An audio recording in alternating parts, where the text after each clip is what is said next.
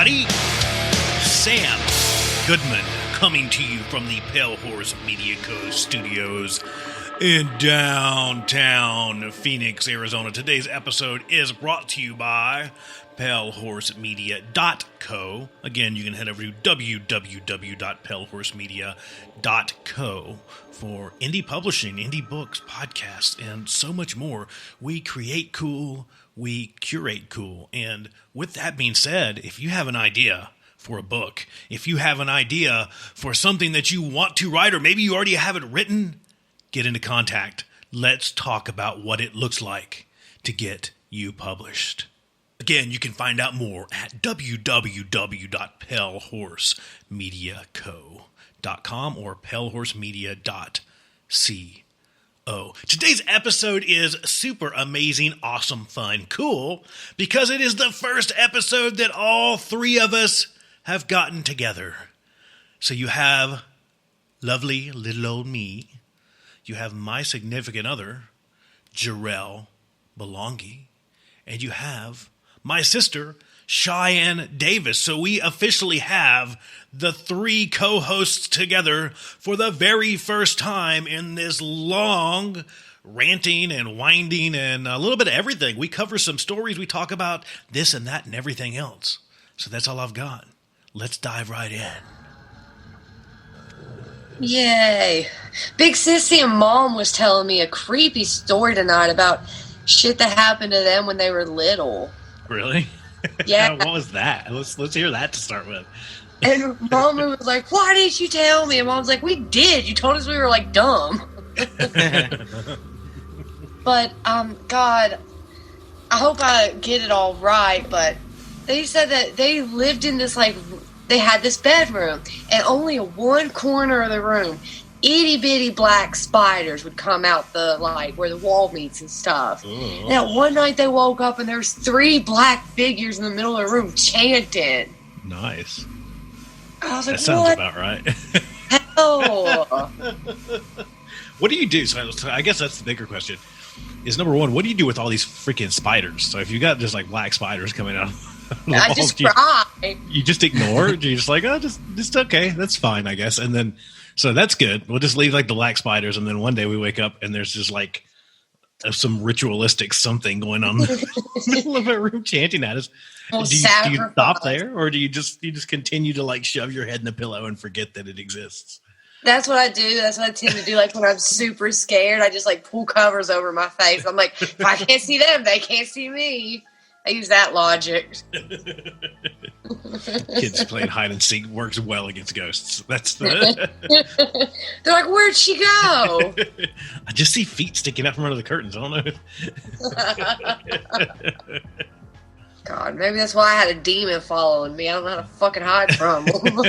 So everyone seemed to really enjoy the demon story. That's one thing that I will say. Yeah, I'm glad they like had fun with my misery. They really kind of liked that. That was pretty good. That was a horrible experience. Oh God, yeah, that one was pretty intense. We've got a lot of feedback out there, so anybody out there that listens to it that hasn't listened to the Pantera broccoli cheddar cheese soup, whatever it was, you can I can't tell. You can go back and check that out because it was actually a really, really good one. I had talked to one of my friends. It's her great grandma. So this woman's like 97, born in the early 1900s. So it's her great grandmother's grandmother herself. So that's like 5 greats to my friend or something. I don't know. Right. Anyway, we're going to call her great grandma Norma. And Norma's own grandmother, they were living in Mississippi, middle of swamp country, like voodoo and shit, creepy shit. Yeah. And when Norma was going to come up here with her husband, her grandmother flipped out and told her that, like, the Appalachian Mountains are full of darkness and she don't need to go and all this, and had a huge kind of meltdown about it. And it scared her granddaughter because Norma was only like 13 at the time, you know? And they came up here, and where her and her husband ended up was what is now near Breaks Interstate Park. Oh, yeah. Kind of like near all that. Well, it was a little town. It was very spread out. And they only had a population of like 50 people or something like that, very spread out. And she was telling me one summer, like 4 or 5 kids went missing. And of course, the one lady that lived deeper in the mountain has never been married. She's the witch, you know? Because if you've never been married, you're a witch. So one day, children are going to claim I'm a witch when they see my cats and dare each other to knock on the door and shit. Well, she was telling me that her husband and all these other guys were like, let's go fucking talk to the witch. And they went up there, and that lady's like, I ain't got your kids, so, like, go away. And they're like, well, we're going to come back with the police tomorrow. And she's like, fucking do it. And they came back the next day, and all her shit was gone. Everything. Wow. And there was a freshly dug grave in the backyard. They did find a body. It wasn't a child's body, but it was a very old body for a fresh grave. And she said that her own grandmother, so her own grandmother would have been born in the 1800s, always said, like we talked last time, a lot of people kind of believed that the mining around here, digging into the earth, was releasing demons or getting too close to hell, and they're messing with shit they shouldn't be messing with and stuff like that, and it brings darkness.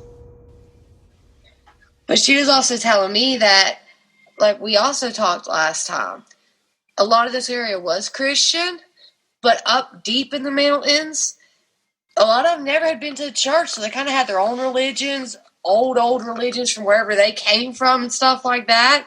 They practiced whatever they wanted to practice. Yeah.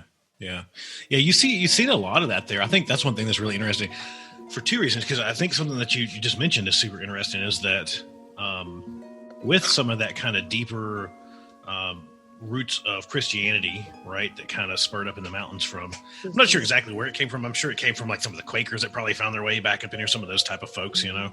Yeah. But they were very quick, surprisingly, from certain angles at least, to look at, like you said, like the unwed wench of the woods quickly become the unwed witch of the woods, because how could a woman survive in the woods without a man? She has to be some demon. Just be sacrificing children. That's the only way that it could happen, right? Right. She's eating children, because how could a middle-aged woman feed herself in the woods? 1843. God, witches everywhere. Exactly. You're a witch. You're a witch. So what we need to do in that situation is murder that lady. That's what we should do. Our crops turned, go murder the witch. She did. Unfortunately, I think our society is devolving into that same level of stupidity again. But yeah. Was there anything else with the witch of the woods after they found the body? Was there anything did they ever say what the body was? No, like back then, like it was just they think it was a man, fucking gone. None of the kids ever saw again and shit. So she might have been a witch. Yeah, good for her getting out there. Exactly. Like that's probably like her shitty ass husband that you couldn't divorce back then, so she killed him. Got a belly full of kids and running out of that. Yeah, she saved all the shitty families. What if she was like really a hero, and they're just like, she's not married, she's a witch. Well, back then you could be like a doctor and you'd be considered a witch. You'd be burned at the stake. Right. Like last time, me and Dad was talking to Big Sissy about the granny witches, how they were the doctors of the mountain and stuff. You broke a finger, they try to set it and do spells over it and stuff like that. Yeah. I believe Norma when she was talking about how there was a bunch of different religions, some considered darker religions back then, because I believe that's like where snake handling comes from, because like we said, Christianity that spread across the United States, it's pretty concentrated right on the border of Virginia, West Virginia here. So that had to come from somewhere, and it didn't just come from Christianity, you know? Right. Probably came from a mix of religions. It was some weird backwoods something that just brought that up to where they took the Bible literally. Mm-hmm. At least that part of it, right? And it seems like they took a good portion of it literally. And then they just go, well, just pick up serpents. And, oh, all right, cool. Poison? Of course. Handle hot coals? Of course we will. Why wouldn't we do those things? if it burns us, it just means that we have been sinning and we shouldn't sin as much. If we die from the rattlesnake, it means that we shouldn't be sinning so much. Oh my God. Can you believe it? My sleeves were just a little too short. That's what I showed a little wrist. And that rattler got me. That's what it was. Showed too much wrist. Showed too much ankle. Shown a little too much ankle. Let his will be done. If the rattlesnake takes me to be with you, good Lord, please let me come home. It's such a just crazy concept to me. So any I know that you've been running around and doing like some digging recon. Cheyenne's been going around doing some recon on mountain stories. I've got a story that I pulled up here, and Jarrell's got a little something that he'll throw in too. I think if we can ever get him to talk, he's learning how to talk into the microphone. He's struggling. He sits there and is super quiet. I'm not like you guys. we'll get him going. But so any mountain stories you got? Any? Did you find anything cool? I know the witch story, but did you get anything else? I got a few. I'm trying to get more right now. A lot of people, I didn't realize it, but a lot of people that I never knew are like, these areas are dark because of stuff that's happened recently. We've talked before. For the population of this area, what big crimes we do have are kind of vicious crimes. Yeah. It's not like wife shot husband because they're cheating. It's like somebody just killed their child and put it in a septic tank and stuff like that. Yeah. You know? Talking about, I heard some stuff from Whitewood about how way back in the day, like early 1800s, I can't fucking verify any of this shit. None of this shit's on Google. So you gotta hear from the grannies yourself and shit, you know? Yeah. But she was talking about how literally in the early 1800s, all these people that said they were Christians and stuff, they used to, if the harvest wasn't good, they'd sacrifice people. Like literally burn them in the middle of crop fields and stuff like that. Mm-hmm. What? So like, I don't understand. Like, it's like they basically use people as human fertilizer. All right. Yeah. So it's like okay, if you sacrifice, let's sacrifice a bunch of kids in the middle of this field, and then we'll just leave them there, and then like, oh, the gods are shining upon us. There's a big green patch where their bodies were. Not just the fact that like, their bodies decomposed and acted as fertilizer. It's like, oh, it must have been gods of some kind that brought us this small green patch of grass. I just don't get like, you're looking at your corn, you're like, this ain't good quality. Fucking Ted, let's go kill Ted. It's like a good way to kill your enemy. Blame it on Ted. Yeah, a fucking Ted. If we can just kill Ted, then the fucking corn will grow.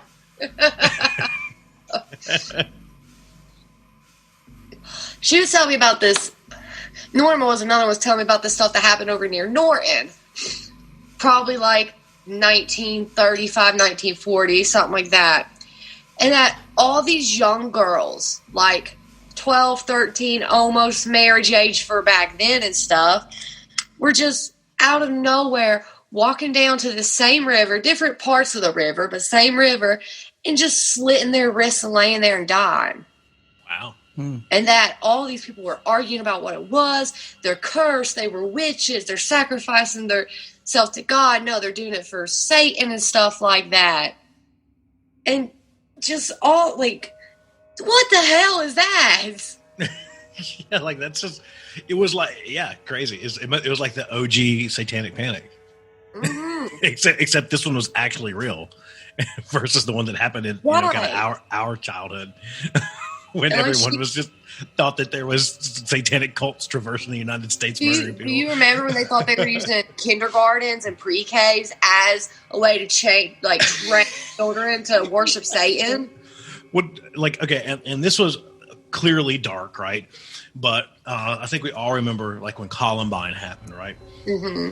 And completely changed life, right, for kids because we were all kind of in school, in and around school, starting in school in that kind of era. As Columbine happened. And then all of a sudden, that was a huge part of it. It's like, okay, it's these goths. It's these trench coat wearing crazy motherfuckers listening to their Marilyn Manson. It's Marilyn Manson. That's what it is. It's